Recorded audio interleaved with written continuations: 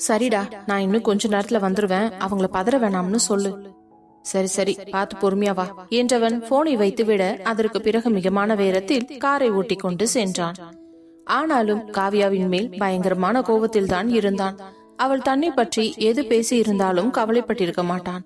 தன் தாய் தந்தை வளர்ப்பை பற்றி பேசியதை மட்டும் அவனால் ஏற்றுக்கொள்ளவே முடியவில்லை. இந்த நிமிடம் காவியாவின் மேல் கொலை வெறியில் தான் சென்று கொண்டிருந்தான். அவளை எவ்வளவு தூரம் இப்பொழுது வெறுத்தானோ அவ்வளவு தூரம் அவளை நேசிக்கவும் தான் செய்கிறான். அவளை விட்டுக் கொடுக்கவும் முடியவில்லை, கிட்டே வைத்துக் கொள்ளவும் முடியவில்லை. அவள் பேசிய வார்த்தையின் வீரியம் அவனை போட்டு தாக்கிக் கொண்டிருந்தது. ஆனாலும் அவன் நினைவுகளுக்குள் காவியாவின் முகம் மட்டுமே நிறைந்திருந்தது.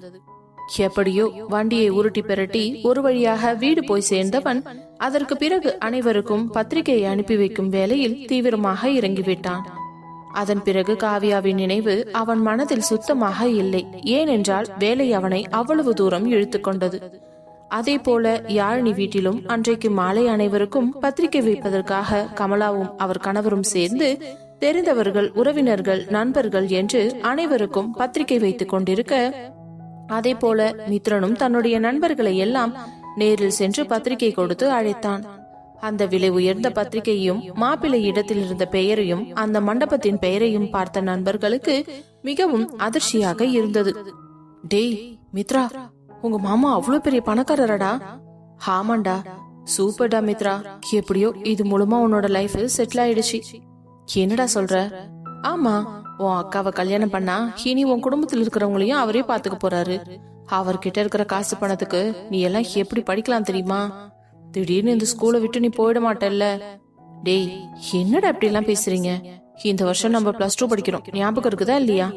இந்த வருஷம் நான் இங்கதான் படிச்சாகணும், வேற எந்த ஸ்கூலுக்கும் மாற முடியாது. அதனாலதான் உங்க மாமா அமைதியா இருக்காருன்னு நினைக்கிறேன். அநேகமா நீ காலேஜ் சேரும்போது பெரிய காலேஜ்ல சேர்ந்துருவல்ல, எங்களால அங்கெல்லாம் பணம் கட்டி படிக்க முடியுமான்னு தெரியலையேடா. டேய், அதெல்லாம் அப்புறம் பாத்துக்கலாம்டா. இப்போதைக்கு என் அக்கா மாமா கல்யாணத்துக்கு எல்லாரும் வந்துருங்க.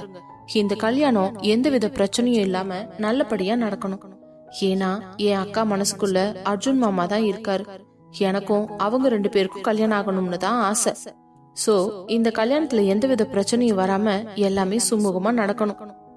சரிடா மித்ரா, நீ நினைக்கிற மாதிரியே எல்லாம் நடக்கும். நீ கவலைப்படாத. இப்படி ஒரு வாய்ப்பை எங்களுக்கு ஏற்படுத்தி கொடுத்திருக்க, அதை நாங்க மிஸ் பண்ணுவோமா? கண்டிப்பா நாங்களும் கல்யாணத்துக்கு வந்துருவோம்டா. அக்கா கல்யாணத்துல ஏதாச்சும் வேலை இருந்துச்சுன்னா சொல்லு மித்ரா, நாங்களும் வந்து செய்யறோம். இல்லடா, எந்த வேலையுமே இல்ல. நான் கூட மாமா கிட்ட கேட்டேன், அதெல்லாம் பாத்துக்கிறதுக்கு ஆளுங்க இருக்காங்க, நீ எதுவும் செய்ய வேண்டாம்னு சொல்லிட்டாரு. அது மட்டும் இல்ல, உனக்கு ஒரு விஷயம் தெரியுமா? எனக்கு எங்க மாமா ரிசப்ஷனுக்கு கோட் ஷூட் எடுத்து கொடுத்திருக்காரு. என்னடா சொல்ற, நிஜமாவாடா? சூப்பர் மித்ரா, எங்களுக்கு அந்த ட்ரெஸ் பாக்கணும்னு ஆசையா இருக்குதுடா. நாளைக்கு நைட்டு ரிசப்ஷனுக்கு நான் போட்டுட்டு வருவேன்டா. சரி, கண்டிப்பா எல்லாரும் கல்யாணத்துக்கு வந்துடணும். முதல் நைட்டு ரிசப்ஷனுக்கும் எல்லாருமே வந்துடணும், சரியா? கண்டிப்பா மித்ரா, நாங்க வராமையா என்று கூற பின்பு அவனும் அங்கிருந்து சென்று விட்டான். அதே போல அர்ஜுன் சைடிலிருந்து அனைவருக்கும் சிவா மூலமாக பத்திரிகை சென்று கொண்டிருக்க, யாழினி வீட்டிலும் பத்திரிகை வைப்பதில் மும்முரமாக இருந்தனர். யாழினி மட்டும் தனியாக வீட்டில் இருந்ததால் மித்ரனை சீக்கிரம் வருமாறு கூற, அவனும் வெளியில் வேறு எங்கும் செல்லாமல் வீட்டிற்கு வந்துவிட்டான். அவர்கள் இருவரும் ஹாலில் அமர்ந்து பேசிக் கொண்டிருக்க, அப்பொழுது அவர்கள் வீட்டின் வெளியே கார் சத்தம் கேட்க மித்ரன் எழுந்து சென்று கதவை திறந்து பார்த்தவனுக்கு ஆச்சரியமாக இருந்தது. வெளியில் அர்ஜுன் வீட்டு கார் நின்று கொண்டிருக்க, அதிலிருந்து 4 பேர் கீழே இறங்கி வந்தனர். அக்கா, நீங்களா என்றதும், ஆமா தம்பி, அர்ஜுன் சார் கல்யாணம் முடிகிற வரைக்கும் யாழினிக்கு உதவியா இங்க இருக்க சொல்லிருக்காங்க. அவங்கள எந்த வேலையும் பார்க்காம எல்லாத்தையும் நாங்க தான் பாத்துக்கணும்னு பாஸ் சொல்லி அனுப்பியிருக்காரு. இப்ப நாங்க உள்ள வரலாமா தம்பி? வாங்கக்கா என்றவன் உள்ளே அழைத்து சென்று, அக்கா என்று அழைக்க அவளும் வேகமாக எழுந்தவள் வந்திருந்தவர்களை பார்த்து, அக்கா வாங்க வாங்க, என்ன திடீர்னு எல்லாரும் வந்திருக்கீங்க? யாழினிமா, பாஸ் தான் கல்யாணம் முடிகிற வரைக்கும் இங்க இருந்து உன்னை பத்திரமா பாத்துக்க சொல்லியிருக்காரு. உன்னை எந்த வேலையும் செய்ய விடக்கூடாதுன்னு ஸ்ட்ரிக்டா சொல்லிட்டாரு. என்னக்கா சொல்றீங்க? ஆமாம்மா, இனிமே எதை பத்தியும் கவலைப்படாம ஃப்ரீயா ரிலாக்ஸா இரு. கல்யாணத்துக்கு சந்தோஷமா ரெடியாகு. மீதி எல்லாத்தையும் நாங்க பாத்துக்கிறோம், சரியா? சரிங்கக்கா. அப்போ நைட்டுக்கு நாங்க என்ன சமைக்கிட்டோம் என்றதும் யாழினி முழிக்க, அப்பொழுது மித்ரனோ, நைட்டு எல்லாருக்கும் இட்லி சட்னி சாம்பார் வச்சிருங்க, வேற எதுவும் வேண்டாம்க்கா. சரிங்க தம்பி என்றவர்கள் வேகமாக கிச்சனுக்கு செல்ல 2 பேர் சமையல் வேலையை பார்க்க, மீதி இருந்த 2 பேரும் வீட்டை ஒழுங்குபடுத்துவதில் குறியாகினர். கடகடவென்று 1 மணி நேரத்தில் அவர்கள் வேலையெல்லாம் முடித்துவிட யாழினிக்கும் மித்ரனுக்கும் ஆச்சரியமாக இருந்தது. அக்கா, மாமா போன்ல சொன்ன மாதிரியே ஆளை ரெடி பண்ணி அனுப்பிட்டாரு போல இருக்கே. இனிமே உன்னை எந்த வேலையும் செய்ய விட மாட்டாங்க, எனக்கு நல்லா தெரிஞ்சு போச்சு. இப்படி ஒரு மாமா கிடைக்க நீ கொடுத்து வச்சிருக்கணும். கல்யாணத்துக்கு முன்னாடியே உன்னை இப்படி விழுந்து விழுந்து பாத்துக்கிறாரு. கல்யாணத்துக்கு அப்புறம் உன்னை எப்படி எல்லாம் பாத்துப்பாரு தெரியுமா? எனக்கு தெரிஞ்சு தரையில கூட நடக்க விட மாட்டாருன்னு தான் நினைக்கிறேன். டேய் மித்ரா, போதுண்டா, என்னை கிண்டல் பண்ணாத என்று சிரித்து கொண்டிருக்க, அப்பொழுது அர்ஜுனிடமிருந்து போன் வந்தது. அந்த போனை எடுத்தவள், உங்க மாமா தான் கால் பண்றாரு, இவங்க எல்லாம் வந்துட்டாங்களான்னு கேப்பாரு. எடுத்து பேசுக்கா. சரி, வீட்டுல இத்தனை பேர் இருக்காங்கல்ல, எனக்கு கொஞ்சம் வெளியில வேலை இருக்கு, நான் போயிட்டு வரட்டுமா? சரி, போயிட்டு வாடா என்று கூறிவிட்டு தன்னுடைய அறைக்குள் சென்று கதவை சாத்தியவள் போனை அட்டன் செய்து, ஹலோ, சொல்லுங்க பாஸ். ஏண்டி, நாளன்னைக்கு கல்யாணம், இன்னமும் பாஸ் தானா? எனக்கு கடைசி வரைக்கும் பொண்டாட்டின்னு ஒரு ஃபீலை கொடுக்க கூடாதுன்னு முடிவு பண்ணிட்டியா? நீங்களும் எத்தனை டைம் சொல்றீங்க பாஸ், என்னால மாத்திக்கவே முடியல. நீங்க இப்படியே அட்ஜஸ்ட் பண்ணிக்கலாம்ல. இதெல்லாம் வேலைக்கே ஆகாது. மவளே, நீ மட்டும் கல்யாணம் முடிஞ்சு வாடி. இன்னொரு வாட்டி உன் வாயில இருந்து பாஸ்னு வந்துச்சுன்னா அதுக்கப்புறம் உன்னை வச்சுக்கிறேன்னா. சரி, நம்ம வீட்ல இருந்து ஆளுங்களை அனுப்பி வச்சேன், வந்துட்டாங்களா? வந்துட்டாங்க பாஸ். இப்போ வேலைதான் பாத்துக்கிட்டு இருக்காங்க. இனிமேலாவது நீ கொஞ்சம் நிம்மதியா சந்தோஷமா இரு. இனிமே இந்த நிமிஷத்துல இருந்து உன் கண்ணுல ஒரு சொட்டு தண்ணி வந்தா கூட அதுக்கப்புறம் நான் பொறுமையாவே இருக்க மாட்டேன், சொல்லிட்டேன். அதுக்கு காரணமானவங்களை உண்டு இல்லைன்னு பண்ணிடுவேன் என்ற பேச்சில் அவனிடம் தெரிந்த கோபத்தில் அவள் மேல் அவன் வைத்திருக்கும் பாசமும் காதலும் நன்றாகவே அவளால் உணர்ந்து கொள்ள முடிந்தது. Thank you boss, thank you so much. எனக்கு ஒன்னும் நீ தேங்க்ஸ் எல்லாம் சொல்ல தேவையில்லை. நான் உன் புருஷன், உன்னை பாத்துக்க வேண்டியது என்னோட பொறுப்பு. அப்புறம் நாளைக்கு தானே முகூர்த்த கால் நடுறாங்க? ஆமா பாஸ், இயர்லி மார்னிங். இங்கேயும் அதே டைம் தான் பண்றாங்க. சிவாவோட அம்மாவும் அப்பாவும் தான் எல்லா ஏற்பாடும் பண்ணிக்கிட்டு இருக்காங்க. நாளைக்கு நலங்கு வர வைக்கணுமாமே? ஆமா பாஸ், 2 பேருக்குமே நாளைக்கு காலையில முகூர்த்த கால் நட்டதுக்கு அப்புறம் நலங்கு வைப்பாங்க. சரி, ஓகே. அப்புறம் நாளைக்கு காலையில கேமராமேன் அனுப்புறேன், அவர் எல்லாத்தையுமே போட்டோஸா எடுத்துருவாரு, சரியா? எதுக்கு பாஸ் இப்பவே அதெல்லாம்? நோயாழி, நமக்கு நடக்க போற ஃபங்க்ஷன்ல எந்த இடத்துலயும் ஒரு சின்ன மெமரிஸ் கூட மிஸ் ஆக கூடாது. எல்லாமே எனக்கு போட்டோவாவும் வீடியோவாவும் கவர் ஆகணும். அதனால அந்த போட்டோல வீடியோல நீ எப்பவுமே சந்தோஷமா சிரிச்ச முகத்தோட இருக்கணும், சரியா? கண்டிப்பா பாஸ். சரிடி, எனக்கு கொஞ்சம் முக்கியமான வேலை இருக்கு. அது மட்டும் இல்லாம கல்யாணங்கிறதுனால அதுக்கு முன்னாடி முடிக்க வேண்டிய வேலையெல்லாம் முடிச்சாதான் அதுக்கப்புறம் ரிலாக்ஸா இருக்க முடியும். பாஸ், நான் உங்ககிட்ட ஒன்னு கேட்கலாமா?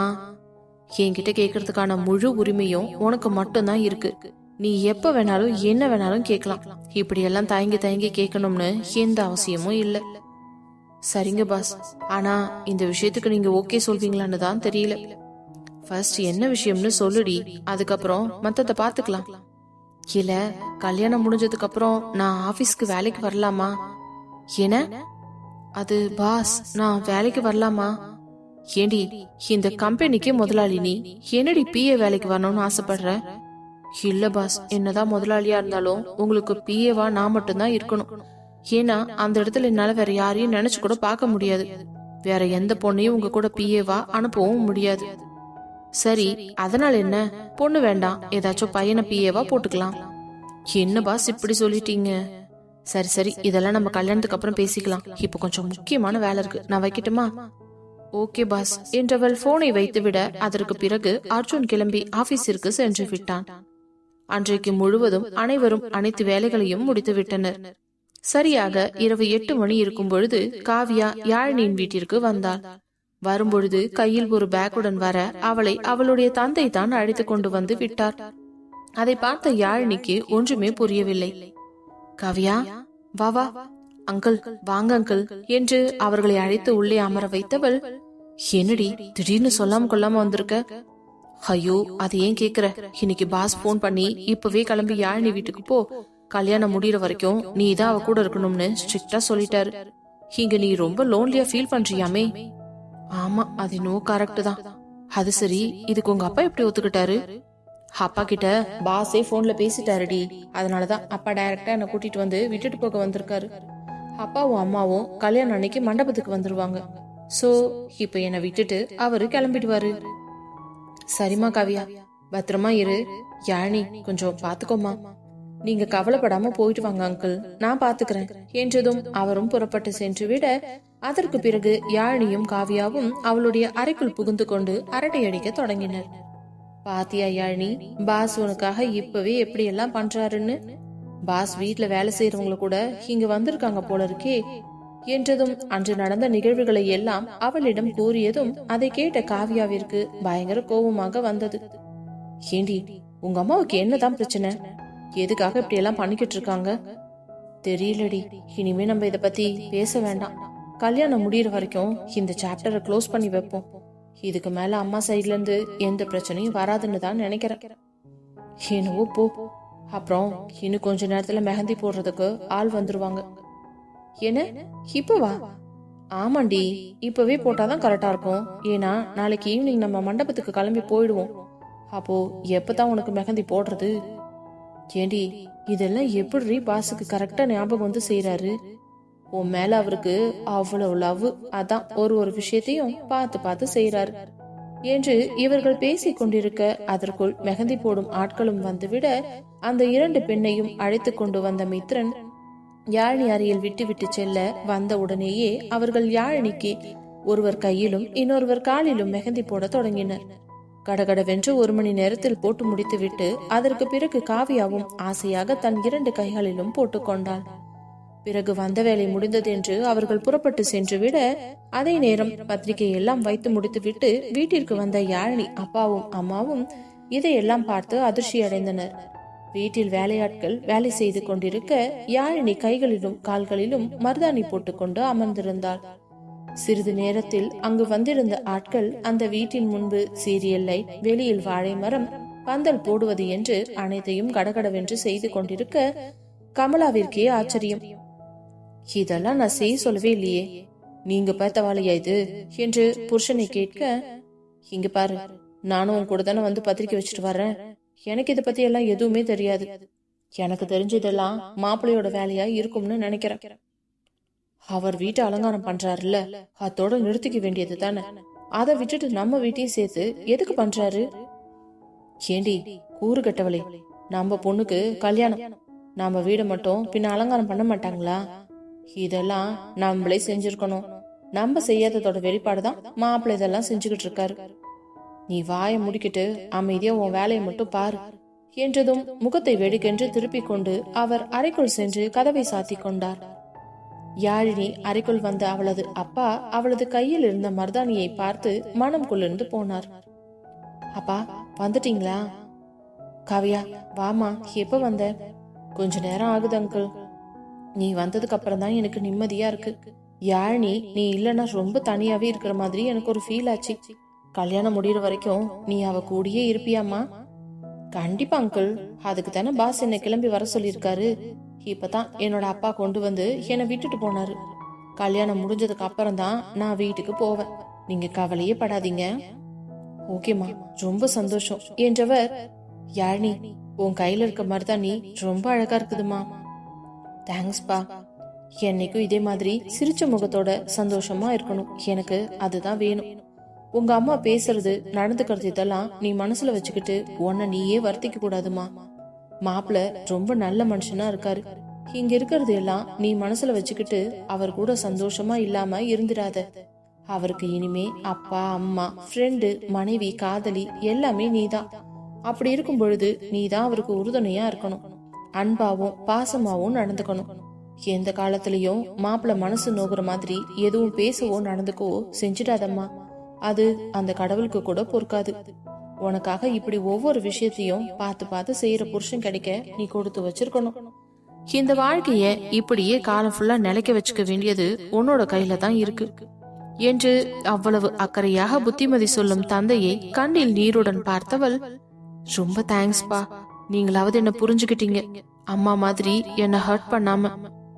ஏதோ தெரியல, இப்ப கொஞ்ச நாளாவே அம்மாவுக்கு என்ன சுத்தமா பிடிக்கிறது இல்ல. நான் தேவையில்லாத பாரம் ஆயிட்ட மாதிரி ஃபீல் ஆகுது. இன்னும் 2 நாள் தான்ப்பா, அதுக்கப்புறம் அம்மாவுக்கு தொல்லை கொடுக்க நான் இங்க இருக்க மாட்டேன்.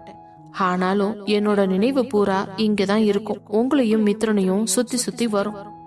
எந்த பிரச்சனையா இருந்தாலும் முதல்ல நீங்க எனக்கு தான்ப்பா போன் பண்ணி சொல்லணும். அப்புறம் மித்ரனோட படிப்பை பத்தி நீங்க கவலைப்படாதீங்க, அது எல்லாருமே அர்ஜுன் பாத்துக்கிறேன்னு சொல்லியிருக்காரு. அவன் +2 மட்டும் முடிக்கட்டும், அதுக்கப்புறம் நல்ல காலேஜா பார்த்து அவரே சேர்த்து விட்டுருவாரு.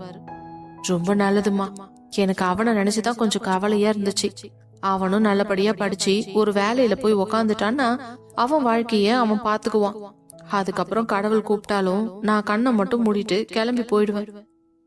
அப்பா ப்ளீஸ், ஏன் நீங்க இப்படி எல்லாம் பேசுறீங்க? என்னம்மா, வயசாகுது இல்ல, அப்படியே இருக்கிறதுக்கு நான் என்ன மார்க்கண்டேயனா என்ன? எல்லாரும் ஒரு நாள் போய் தானே ஆகணும்.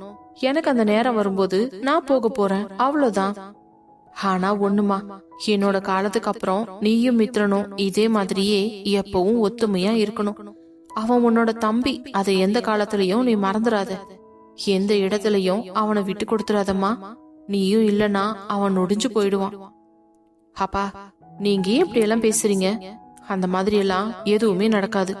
நான் மித்ரனுக்கு காலம் முழுக்க துணையா இருப்பேன், நீங்க கவலையே படாதீங்க. இந்த ஒரு வார்த்தை போதுமா எனக்கு என்றவர் அந்த அறையிலிருந்து சென்று விட, அப்பொழுது காவியாவிற்கும் இவர்களின் பாச போராட்டத்தை பார்த்து கண் கலங்கி இருந்தது. யாழி, உங்க அம்மா மட்டும்தான் இந்த வீட்டுல ஒரு மாதிரி போல. உங்க அப்பாவும் உன் தம்பியும் உன் மேல உண்மையாலுமே உயிரியே வச்சிருக்காங்கடி. இப்படி ஒரு பாசம் கிடைக்க நீ புண்ணியம் பண்ணி இருக்கணும். ஆமாண்டி, அது என்னவோ கரெக்ட் தான் என்றதும் அப்பொழுது அறைக்குள் வந்த மித்ரனும், அக்கா மணி என்ன ஆகுது?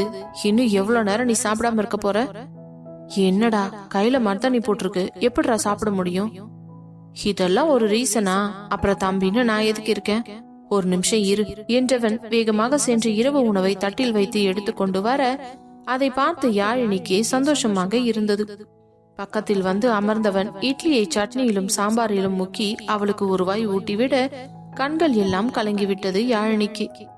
மித்ரா, நான் கல்யாணம் பண்ணிட்டு போயிட்டா உன்னோட இந்த அன்பு பாசத்தை எல்லாம் நான் ரொம்ப மிஸ் பண்ணுவேண்டா. நீ கவலையே படாதக்கா, எனக்கு எப்ப தோணுனாலும் நான் உடனே உன் வீட்டுக்கு வந்துருவேன் உன்னை பாக்க. உனக்கு எப்ப தோணுனாலும் எனக்கு ஒரு போன் பண்ணு, அடுத்த நிமிஷம் நான் அங்க இருப்பேன். ஆனா தயவு செஞ்சு நம்ம வீட்டுக்கு மட்டும் வந்துடாதக்கா. ஏன்டா அப்படி சொல்ற? நீ இங்க வந்து கஷ்டப்படுறத என்னால பார்க்க முடியாது. அதோட இங்க வந்து நீ வருத்தப்பட்டு கண் கலங்கினா மாமா எந்தவித தயவு தாட்சணையும் பார்க்காம அம்மாவுக்கு ரொம்ப மோசமான தண்டனை கொடுத்தாலும் கொடுத்துருவாரு. அவர் இப்போ உனக்காக தான் பல்ல கடிச்சிட்டு போறாரு, அதுக்குதான் சொல்றேன் என்று கூறிய தம்பியை பெருமையாக பார்த்தவள் தன் தம்பி இன்னும் சிறுபிள்ளை இல்லை, நன்றாக வளர்ந்து விட்டான் என்பதை அந்த நிமிடம் உணர்ந்தாள். தனக்கு தாய்க்கு தாயாக இருக்கும் தம்பியை தன் பிள்ளையை போல பார்த்து கொள்ள வேண்டும் என்ற எண்ணம் அவள் ஆழ் மனது வரை சென்று பதிந்தது. இதையெல்லாம் பார்த்து கொண்டிருந்த காவியாவிற்கு கண்கள் கலங்க மனதுக்குள்ளேயே ஒரு வருத்தமும் உண்டானது. அது என்னவென்றால், இவர் வீட்டிற்கு ஒரே பெண். இவருக்கு அக்காவோ அண்ணனோ தம்பியோ தங்கையோ யாருமே இல்லை இவளிடம் இந்த அளவு பாசம் காட்டுவதற்கு. வீட்டிற்கு ஒரே பெண் என்பதால் இவளுக்கு செல்லத்திற்கு ஒன்றும் குறைவில்லை. ஆனாலும் ஏனோ இப்படி கூட பிறந்த உறவு ஒன்று தனக்கு இல்லை என்பது அவளுக்கு இத்தனை நாள் பெரிதாக தெரியவில்லை.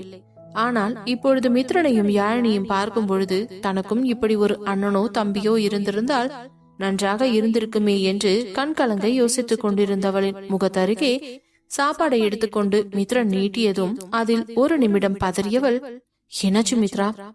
அக்கா, நீங்களும் தானே மருதாணி வச்சிருக்கீங்க, இந்தாங்க நீங்களும் சாப்பிடுங்க என்றதும் இப்பொழுது அவளுக்கு கண்களில் கண்ணீர் அதிகமாகவே வந்துவிட்டது. மித்ரா என்று அவனை இறுக்கமாக அணைத்துக் கொண்டவள் தேம்பி தேம்பி அழுது கொண்டிருந்தாள்.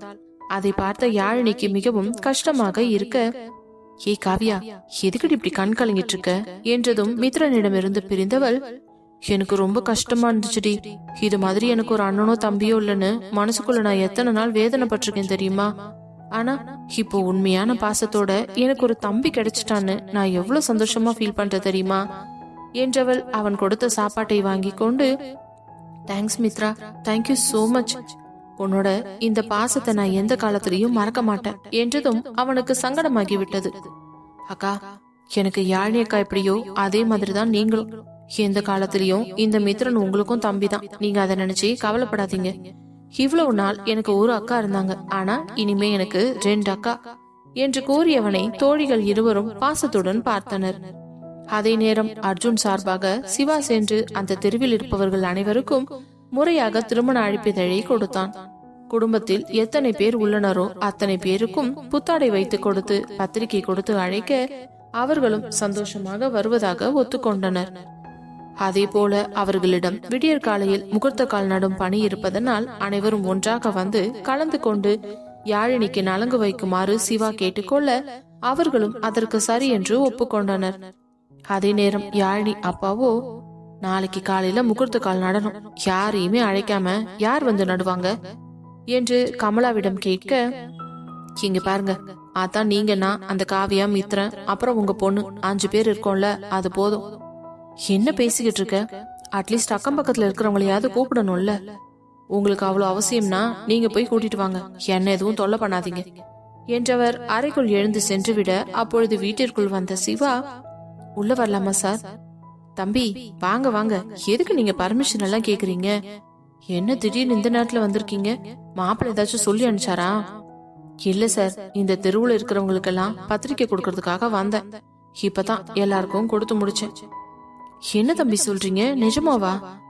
ஆமா, அர்ஜுன் ஒவ்வொரு வீட்லயும் எத்தனை பேர் இருக்காங்களோ அத்தனை பேருக்கும் புது ட்ரெஸ்ஸும் பத்திரிக்கையும் வச்சு கொடுத்துட்டு வர சொன்னான். இப்பதான் அந்த வேலைய முடிச்சுட்டு வரேன். கொஞ்சம் தண்ணி கிடைக்குமா குடிக்க? இதோ ஒரு நிமிஷம் தம்பி என்றவர் வேகமாக கிச்சனுக்கு சென்று தண்ணீர் எடுத்து கொண்டு வந்து கொடுக்க அதை வாங்கி குடித்து விட்டு அமர்ந்தவன், இன்னும் இங்க வேற ஏதாச்சும் வேலை இருக்குதா சார்? சொல்லுங்க, நான் பண்றேன். ஐயோ, ஒரு வேலையும் இல்ல தம்பி. பாத்தீங்களா, எல்லா வேலையும் மாப்பிள்ளையே ஆளை வச்சு பண்ணிட்டாரு. இதுக்கு மேல நாங்க என்ன பண்ண போறோம்? அப்புறம் இன்னொரு விஷயம் சொல்றதுக்காகத்தான் முக்கியமா நான் வந்தேன்.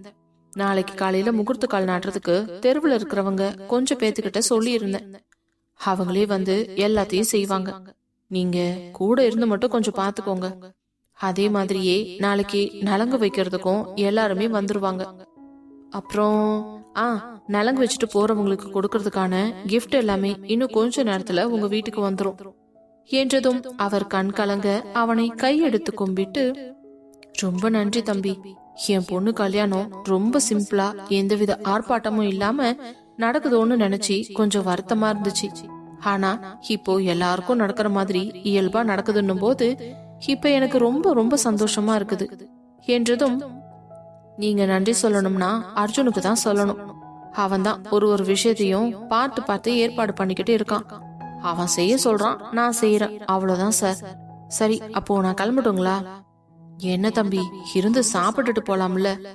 அதெல்லாம் எதுவும் வேணாம் சார். யாழினி எங்க? ரூம்ல தான் இருக்குது தம்பி, நீங்க போய் பாருங்க. சரி என்றவன் அறைக்குள் நுழையலாம் என்று செல்ல போக அப்பொழுது மித்ரன் யாழினிக்கும் காவியாவிற்கும் டிஃபன் ஊட்டி கொண்டிருப்பதும் அதை காவியா கண் கலங்க வாங்கி கொண்டிருப்பதையும் பார்த்தவனுக்கு ஏனோ மனமெல்லாம் பிசைந்தது. எவ்வளவுதான் அவள் மேல் கோபம் இருந்தாலும் அவள் கண்ணில் இருந்து வரும் ஒரு சொட்டு கண்ணீரை கூட அவனால் தாங்கிக் கொள்ளவே முடியவில்லை. அவளையே பார்த்தபடி நின்றிருந்தவன் எதற்காக வந்தோம் என்பதை மறந்து போகும் அளவுக்கு அவளையே பார்த்து கொண்டிருந்தான். அவர்களுக்கு டிஃபனை ஊட்டி முடித்த மித்ரன் அங்கிருந்து எழுந்து செல்லும் பொழுதுதான் சிவாவை பார்த்தவன், சிவாண்ணா வாங்க வாங்க, ஏன் அங்கே நிக்கிறீங்க, உள்ள வாங்க என்றதும் அப்பொழுதுதான் யாழினியும் காவியாவும் அவனை பார்த்தனர். காவியாவிற்கு அவனை பார்த்த உடனே கண்மண் தெரியாத அளவுக்கு கோபம் வர பட்டென்று அங்கிருந்து எழுந்தவள், யாழினி, நான் ஒரு 2 மினிட்ஸ்ல வந்துடுறேன் என்று அவன் முகத்தை கூட பார்க்காமல் வேகமாக வீட்டை விட்டு வெளியே சென்று நின்று கொண்டாள். அவளுக்கு அவன் மேல் அப்படி ஒரு கோபம், தன்னிடம் அவன் எப்படி அவ்வாறு நடந்து கொள்ளலாம் என்ற வேதனையில் இப்பொழுதும் அவள் கண்ணீர் அவள் அனுமதியின்றி இல்லாமலேயே வெளியில் வந்தது. அதே நேரம் சிவாவோ யாழினியிடம் அனைத்து விஷயங்களையும் கூறி முடித்தவன், சரிமா, அப்போ நான் கிளம்பட்டுமா? ஓகேண்ணா, சாப்பிட்டு போலாம்ல? இருக்கட்டுமா, நான் வீட்டுக்கு போய் சாப்பிட்டுக்கிறேன். அப்புறம் உனக்கு ஏதாச்சும் வேணுமா? இல்லனா, எனக்கு எதுவுமே வேண்டாம். ஆமா, என்ன இத்தனை மணி ஆகியும் உன் ஃப்ரெண்டு காவியா இன்னும் இங்கேயே இருக்கா? வீட்டுக்கு போகலையா? அவ கல்யாணம் முடியற வரைக்கும் ஏன் கூட தான் இருப்பானா? பாஸ் தான் ஃபோன் பண்ணி அவங்க அப்பா கிட்ட பேசி கொண்டு வந்து விட சொன்னாராம். இப்பதான் 1 மணி நேரத்துக்கு முன்னாடி வந்தா. ஓ, அப்போ உனக்கு மணப்பெண் தோழியா? இனிமே நீ ரிலாக்ஸா இருக்கலாம். ஏன்னா அதான் உன் ஃப்ரெண்டு உன் கூடவே இருக்க போறாள்ல. ஆமாண்ணா, அதுதான் என் மனசுக்கு இருக்க ஒரே ஆறுதல். சரி, அப்போ நான் கிளம்புறேன்டா, டைம் ஆச்சு. ஓகே அண்ணா, பாச கொஞ்சம் பத்திரமா பாத்துக்கோங்க. அதானே, என்னடா இன்னும் எதுவும் சொல்லலையேன்னு நினைச்சேன். ஆமா அண்ணா, இன்னும் 2 நாள்ல கல்யாணம். சோ அவரை டிரைவ் பண்ண விடாதீங்க. எங்க போறதா இருந்தாலும் டிரைவர் வச்சுட்டு போக சொல்லுங்க. சரி ஆழனி, ஆல்ரெடி இந்த விஷயத்த அம்மாவும் அப்பாவும் சொல்லிட்டாங்க. ஆனா அவன் தான் கேட்க மாட்டேங்கிறான். இப்போ நீ சொன்னதா நான் சொல்லிடுறேன், சரியா? ஓகேண்ணா, தேங்க்யூ சோ மச். பரவாயில்லடா, நீ எந்தவித யோசனையும் வருத்தமும் இல்லாம சந்தோஷமா கல்யாணத்துக்கு தயாராகு. நான் வரேன் என்றவன் அங்கிருந்து வெளியில் வர வீட்டின் பின்புறத்தில் இருந்து யாரோ நடப்பது போன்ற சத்தம் கேட்டது. இந்த நேரத்துல யாரது என்றவன் வேகமாக பின்னால் சென்று பார்க்க அங்கே காவியா குறுக்கும் நெருக்குமாக கோபத்தில் நடந்து கொண்டிருந்தாள். திடீரென்று அவள் முன்னால் போய் அவன் நிற்கவும் நடந்து கொண்டிருந்தவளுக்கு ஒரு நிமிடம் தூக்கி வாரி போட்டு கீழே விழப்போக அவளை நன்றாக தாங்கி பிடித்தான். அதில் அவனை தன் புறங்கையால் பிடித்து தள்ளிவிட்டவள், இங்க பாருங்க, திரும்ப திரும்ப என்ன டச் பண்ற வேலையெல்லாம் வச்சுக்காதீங்க. உங்களுக்கு எத்தனை தடவை சொன்னாலும் புரியவே புரியாதா என்றதும் இவ்வளவு நேரம் அவனிடம் இருந்த பொறுமை எல்லாம் ஒரு நிமிடத்தில் காற்றில் பறந்து விட்டது. கோவத்தில் அவள் தாடியை இறுக்கமாக அழுத்தி பிடித்தவன், இங்க பாரடி, என்கிட்ட இந்த ஆட்டிடியூட் எல்லாம் காட்டாத, புரிஞ்சுதா? நானும் பாத்துக்கிட்டே இருக்கேன், ரொம்ப ஓவரா போய்கிட்டு இருக்க. சி, என்கிட்ட இப்படி எல்லாம் மரியாதை இல்லாம பேசாதீங்க. இன்னொரு வாட்டி வாடி போடின்னு பேசுனீங்க, அப்புறம் நானும் உங்களை வாடா போடான்னு பேச வேண்டியது வரும். எங்க உனக்கு தைரியம் இருந்தா பேசிடி பாப்போம். என்ன நீ வாடா போடான்னு பேசுவியா? அது வரைக்கும் நான் வேடிக்கை பார்த்துட்டு இருப்பேன்னு நினைச்சுக்கிட்டு இருக்கியா என்று கர்ச்சிக்க அவளால் அவனிடமிருந்து பிரியவே முடியவில்லை. ஏனென்றால் அவனுடைய 2 கைகளிலும் மர்தாணி வைத்திருந்ததால் அவனை தள்ளிவிடக் கூட முடியவில்லை. அவள் நீண்ட நேரமாக அவனிடமிருந்து விலக போராடி கொண்டிருப்பதே அவனுக்கு மேலும் மேலும் கோபத்தை கூட்டியது. எதுக்கு இப்ப என்கிட்ட இருந்து தப்பிச்சு ஓடுறதுலே குறியா இருக்க? என்கிட்ட நீங்க நடந்துக்கிறது பிடிக்கல, ரொம்ப அருவருப்பா இருக்கு. நீங்க யார் என்ன தோற்றதுக்கு என்று கேள்வி கேட்டவுடன் அவனுக்கு ரத்தம் எல்லாம் கொதிக்க ஆரம்பித்தது. எது? நான் யார் நான் கேக்குற? அதுவும் இல்லாம நான் தோற்றது உனக்கு அருவருப்பா இருக்கா? என்ன பேச்சு பேசுற? நீ யோசிச்சு பேசுறியா இல்லையா? ஆமா, நீங்க பண்றது எனக்கு பிடிக்கவே இல்ல. விருப்பம் இல்லாத ஒரு பொண்ணை தொட்டா அவளுக்கு கண்டிப்பா இப்படி அருவருப்பா தான் இருக்கும். இங்க பாரு, உனக்கு விருப்பம் இல்லனா என்ன, எனக்கு விருப்பம் இருக்குல்ல. இப்ப சொல்றேன், நல்லா கேட்டுக்கோ. உனக்கு எனக்கும் தான் கல்யாணம் நடக்கும். உங்க அப்பா பாக்குற மாப்பிள்ள ஒருத்தன் கூட உன்னை கல்யாணம் பண்ணிக்க வரமாட்டான். நான் வரவிடவும் மாட்டேன். நீ என்னை ஏத்துக்கிட்டாலும் சரி, ஏத்துக்காட்டினாலும் சரி, நீ தான் என் பொண்டாட்டி. அந்த விஷயத்துல எந்த மாற்றமும் இல்ல. இப்போ பொண்டாட்டிங்கிற உரிமையில உன்கிட்ட ஒரு விஷயம் பண்ண போறேன். அதுக்கு காரணம் நீ அருவருப்பா இருக்குன்னு சொன்ன இல்லையா, அதுக்குண்டான தண்டனை தான் என்றவன் அவளை அப்படியே ஒரு சுழற்றி அங்கிருந்த சுவற்றில் சாய்த்து நிறுத்தியவன் அவள் எதிர்பார்க்காத நேரத்தில் மிகவும் வன்மையாகவே அவளது இதழினை கவ்விக்கொண்டான். எதிர்பாராத இந்த தாக்குதலில் ஒரு நிமிடம் நிலை குலைந்து போன காவியாவிற்கு என்ன செய்வது என்று தெரியவில்லை. அவனை பிடித்து தள்ள முயற்சித்தும் ஒரு இன்ச் கூட நகர்த்த முடியவில்லை. போராடி பார்த்தவளுக்கு ஒரு கட்டத்திற்கு மேல் முடியாமல் போக அவள் கண்களில் இருந்து கண்ணீர் தாரை தாரையாக வழிய ஆரம்பிக்க, அதில் அவள் இதழை சுவைத்துக் கொண்டிருந்தவனுக்கு உப்பு நீர் கலப்பது போல இருக்க பட்டென்று தன்னுடைய மோன நிலையிலிருந்து கலைந்தவன் கண்களை திறந்து பார்க்க காவியாவோ அவனை பார்த்து அழுது கொண்டிருந்தாள். அவளுடைய கோபத்தை எவ்வளவு வேணாலும் தாங்கிக் கொள்வான். ஏனோ அவளுடைய கண்ணீரை மட்டும் அவனால் தாங்கிக் கொள்ளவே முடியவில்லை. அவள் அழுகையோடனேவே, எனக்கு பிடிக்கலன்னு சொல்லியும் திரும்ப திரும்ப ஏன் இப்படி பண்றீங்க? எனக்கு ரொம்ப அசிங்கமா இருக்குது நீங்க இப்படி எல்லாம் பண்றது. இங்க பாரு, உனக்கு அசிங்கமா இருக்கிறதுக்காக நான் ஒண்ணும் பண்ண முடியாது. ஆனா எனக்கெல்லாம் அசிங்கமா இல்ல. நீதான் என் பொண்டாட்டின்னு முடிவு பண்ணிட்டு தான் முதல் தடவை நான் உனக்கு முத்தம் கொடுத்தேன். எந்த காலத்திலயும் நீ என் பொண்டாட்டிங்கிறது மாறவே மாறாது, என் உயிரே போனாலும். புரிஞ்சது இல்ல? அர்ஜுன் யாழினிக்கு முதல்ல கல்யாணம் நடக்கட்டும். அதுக்கப்புறம் நம்ம கல்யாணத்தை பத்தி உங்க வீட்டுல வந்து நான் பேசுறேன். இல்ல, இதுக்கு நான் கண்டிப்பா ஒத்துக்க மாட்டேன். நீ என்னடி ஒத்துக்கிறது? உங்க அப்பா கிட்ட எப்படி பேசி சம்மதம் வாங்கணும்னு எனக்கு தெரியும். உன் சம்மதத்தெல்லாம் இங்க யாரு கேட்டாங்க? கல்யாணம் நடக்கட்டும், அதுக்கப்புறம் எந்த உரிமையில உன்னை தொடரேன்னு கேட்ட இல்ல, புருஷன்ற உரிமையில நான் உன்னை தொட்டுக்கிறேன் என்றவன் வேகமாக அங்கிருந்து சென்று விட்டான். காரை எடுத்துக்கொண்டு போகும் அவனை ஒரு கசந்த புன்னகையுடன் பார்த்து கொண்டிருந்தவளுக்கு ஏனோ அந்த நிமிடம் மிகவும் வேதனையாக இருந்தது. தனக்கு உரிமையே இல்லாத ஒருவன் தன்னிடம் இவ்வாறு எல்லை மீறி நடந்து கொண்டிருப்பதை பெண் அவளால் தாங்கிக் கொள்ளவே முடியவில்லை. சிறிது நேரம் அங்கேயே நின்று கொண்டிருந்தவள் பின்பு கண்களை துடைத்துக் கொண்டு மீண்டும் வீட்டிற்குள் சென்று விட்டாள். காரில் சென்று கொண்டிருந்த சிவாவிற்கு ஒரு பக்கம் அவளுக்கு முத்தமிட்டது அவன் உடலில் ஏதோ மாற்றங்களை ஏற்படுத்தி இருக்க அவன் உடலெல்லாம் சூரியடி கிடந்தது. அதை தணிப்பதற்கு வழி தெரியாமல் போராடி கொண்டிருந்தான். இன்னொரு பக்கம் அவள் இப்பொழுது நடந்த விஷயத்திற்காக கண்ணீர் சிந்தியதில் அவன் இதயம் ரணமாகி கொண்டிருந்தது. ஓங்கி ஸ்டீரிங் வீலில் குத்தியவன், என்ன கர்மண்டா இது, இந்த காதல் வந்தாலே இப்படி எல்லாம் ஆயிடுமோ? இவ்ளோ நாளு நிம்மதியா தானே இருந்த, என்னைக்கு இவளை பார்த்தேனோ அன்னைக்கே என் நிம்மதி போச்சு. ஒரு நாளும் தள்ளுறதே பெரிய போராட்டமா இருக்கும் போல இருக்கே என்று வாய் விட்டு புலம்பினான்.